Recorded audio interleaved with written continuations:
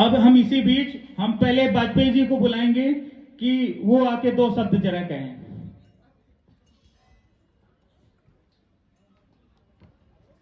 वाजपेयी जी, जरा अपने बारे में बताइएगा, कैसे रहा था आपका सफर नौकरी का, और उसके बाद कैसे आपके मन में आया कि हमको दरोगा बनना है।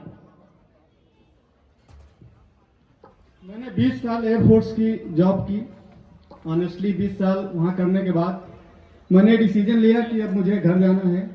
हालांकि निकलते निकलते 19 साल 2 महीने के बाद मेरा जूनियर वारंट अफसर का रैंक आया, जिसके लिए मुझे सीओ ने बहुत समझाया। बोले बेटा अब तो तुम्हारी रैंक आ गई है, अब क्या करोगे घर जाके, अब तो आराम की नौकरी है, यही करो। लेकिन फाइनली मैंने डिसीजन लिया कि नहीं, मुझे घर जाना है। क्यों? क्योंकि इंसान एक सामाजिक प्राणी है। मुझे लगा मुझे थोड़ा सा समय समाज को भी देना चाहिए, क्योंकि अगर मैं समाज में नहीं जाऊंगा लोग मुझे पहचानेंगे नहीं। मैं 60 साल एयरफोर्स की नौकरी करूंगा, बाहर बाहर रहूंगा, कल को घर जाऊंगा, दरवाजे पे झाड़ू मार के बैठूंगा, कोई पूछेगा नहीं। अभी है 4 लोगों से मिलूंगा, सब लोग हमसे मिलेंगे, तो थोड़ा कम से कम सामाजिक लाइफ भी जिएंगे। इसलिए मैंने बाहर आने का डिसीजन लिया और मैं बाहर आया। फाइनली मैं जॉब के लिए ट्राई कर रहा था, बैंक वगैरह ट्राई किया, एक आध नंबर से रह गया फाइनल में। एक बार रीजनिंग में 0.75 से रहा, बहुत दुख हुआ, लेकिन भगवान को शायद ये मंजूर था, इसलिए मैं फेल हुआ बैंक में। इसके बाद इसकी वैकेंसी आई तो मैंने इस पर अप्लाई किया। इसके पीछे भी एक कहानी है छोटी सी, क्या मैं शेयर करूं सर? एक्चुअली इसका श्रेय भी मेरे एक कजिन ब्रदर को जाता है, जो कि ऑलरेडी सब इंस्पेक्टर थे यूपी पुलिस में। अब उनकी क्या मंशा थी वो आप समझिए, मैं बताता हूँ स्टोरी क्या हुई। कि हमारे जब उनसे मुलाकात हुई उस समय वैकेंसी आई थी। मैंने कहा सर मैं ये फॉर्म भरना चाहता हूँ। यार भरो, लेकिन है बड़ा मुश्किल, इतना आसान नहीं है। बोले इसका एग्जाम जो है ना, सीआरपीसी आईपीसी सारी संख्याएं गिना दी अगले ने। बोला इतना पढ़ पाओगे? 20 साल तो तुम वहां से आए हो, अभी 20 साल बाद क्या तुम इतनी पढ़ाई कर पाओगे? मैंने कहा सर क्यों नहीं कर पाऊंगा मैं, ये बताओ। भाई मैंने कोई जानवर नहीं देखा, जितने एसआई देखे इंसान देखे, मैं भी इंसान ही हूँ। ना मेरे सर में जो है सींग लगे हैं, ना मेरे खुर हैं, मैं भी इंसान हूँ, मैं क्यों नहीं कर पाऊंगा। काफी उन्होंने मुझे डिमोलाइज करने की कोशिश की। इसके बाद मैंने डिसीजन लिया कि नहीं, मैं अब करूंगा और करके दिखाऊंगा। मैंने जो है कैरियर विलैब से कोर्स परचेज किया 2000 का ऑनलाइन, और करीब 8 घंटे के वीडियो होते थे। इसके बाद उनके नोट्स बनाता था, कम से कम 12 घंटे पर डे में बैठता था पढ़ने के लिए, और 10 से 12 घंटा मेरा डेली का था। बहुत लोग मेरे से नाराज हो गए, बुलाते थे, मैं जाता नहीं था, केवल पढ़ाई में लगा रहता था।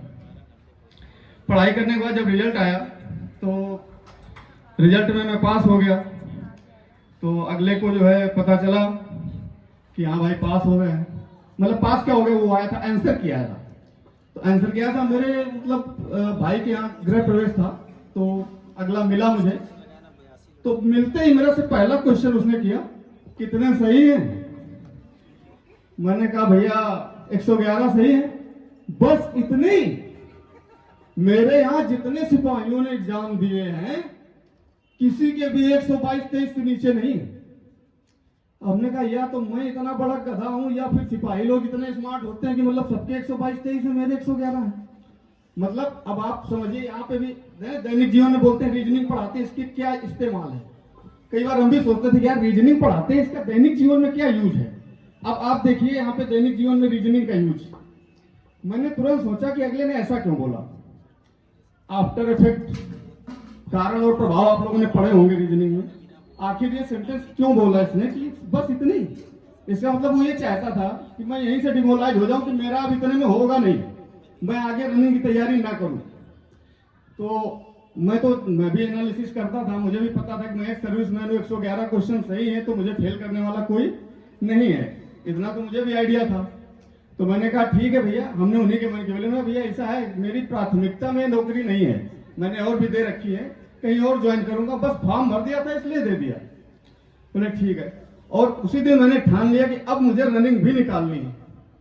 और मैं, आप ये लोग शायद यकीन नहीं करेंगे, आज मुझे बड़ा गर्व महसूस हो रहा है being a part of Kanpur physical defence academy, कि मैं उसका हिस्सा हूं। मुझे बड़ा गर्व महसूस हो रहा है। मैं जब यहाँ आया था मेरा वेट जो था 87 kg था, 87 kg, और मेरी रनिंग में लगते थे 34 to 35 मिनट्स। मैं बिल्कुल निराश था कि शायद मेरे से निकलेगी नहीं रेस।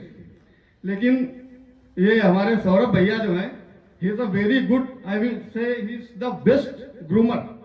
इन्होंने जिस तरह से मुझे ग्रूम किया कि मैं गारंटी लेता हूं, आप आइए आपका हो जाएगा 100%, मैं गारंटी लेता हूं, रनिंग की गारंटी मेरी। मैं भैया के पास आया, इन्होंने मुझे ग्रूम किया और मैंने भी अपना 100% दिया, भैया ने भी 100% दिया और रिजल्ट आज आपके सामने है। तो आगे फिर इसके बाद रिजल्ट आया, मैं पास हो गया। अगले को वो भी पता चला, लेकिन आज तक उसका फोन नहीं आया कि भैया बधाई हो। ठीक है।